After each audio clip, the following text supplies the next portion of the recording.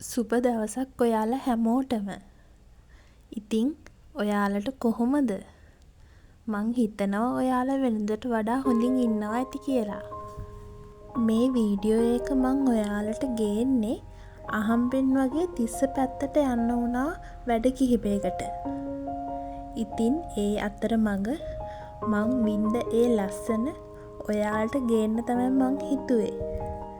මොකද ගහකොළ දැනෙන්නම ඇඟට වදින මේ හුළඟ, වලාකුළු එක එක රටාවලින් හැඩවුණු නිල් අහස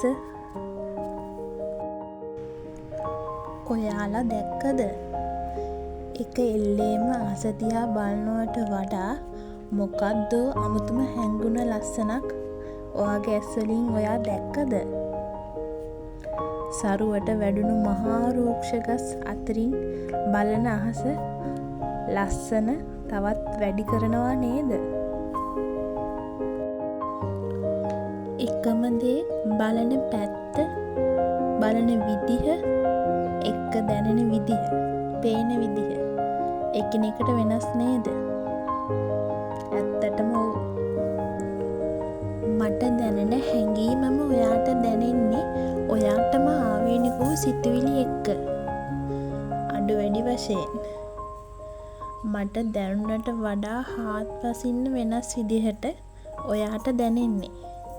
මං හරි නේද? ඔයාට නොපෙනුනාට මේ වෙනකොට දවල් 12ත් පහු වෙලා. මේ වීඩියෝ එක මං ගත්තේ අගෝස්තු මාසයේ. ඉතින් අගෝස්තු කියන්නේ පායන මාසයක්. ඔයා හිතන්න මේ වෙනකොට කොහොම දැනනව ඇද්ද? අහලකටවත් වැස්සක් නැති ගිනියම් ඉරත්,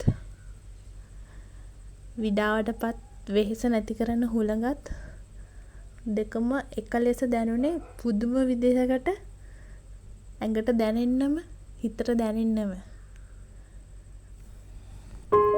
තිස්ස මහාරාම ප්‍රදේශය ආවරණය වෙන පරිදි තියෙන කුඹුරු වලට අවශ්‍ය ජලය ප්‍රධාන වශයෙන්ම සපයන්නේ මේ තිස්ස වැව හරහා.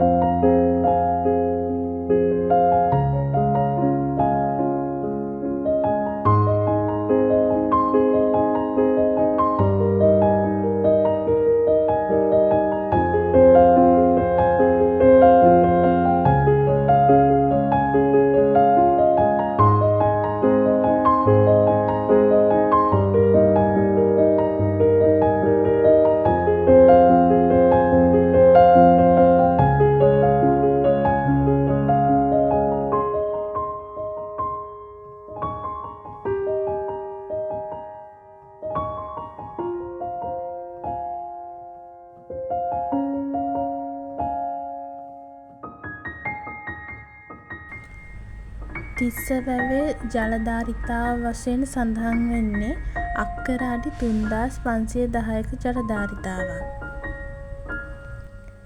ඒ වගේම තමයි අක්කර 652ක් පුරා විහිදෙන තිස්ස වැව අඩි 13ක ගැඹුරක් සහිතව නිර්මාණය කරලා තියෙනවා.